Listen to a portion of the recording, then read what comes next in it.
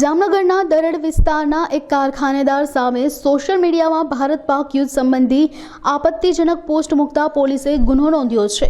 Raghav brass નામના કારખાનાના વેપારી મનીષ ડાંગરિયા સામે પંચકોશી બી ડિવિઝન પોલીસે ગુનો નોંધ્યો છે। સોશિયલ મીડિયામાં ભારત પાક વચ્ચેની આપત્તિજનક પોસ્ટ મૂકવા અંગે ગુનો નોંધી પોલીસ કાર્યવાહી કરી છે। આ મુદ્દે પોલીસ કર્મચારી મયુરસિંહ જાડેજા જાતે ફરિયાદી બન્યા છે। પોલીસે આરોપીની અટકાયત કરી કાર્યવાही हाथ धरी है।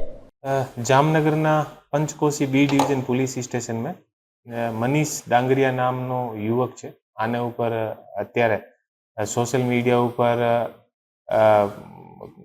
जे अलग अलग टाइपना मैसेज करीने अने लोको में अफवा फैलावानो अने बीजी पण जे एवी वस्तु है એ કરવાને કારણે આના ઉપર ગુનો દાખલ કર્યો છે અને ગુનાની તપાસ અત્યારે પંચ બી ડિવિઝન જે પોલીસ સ્ટેશન છે આમે ચાલુ છે।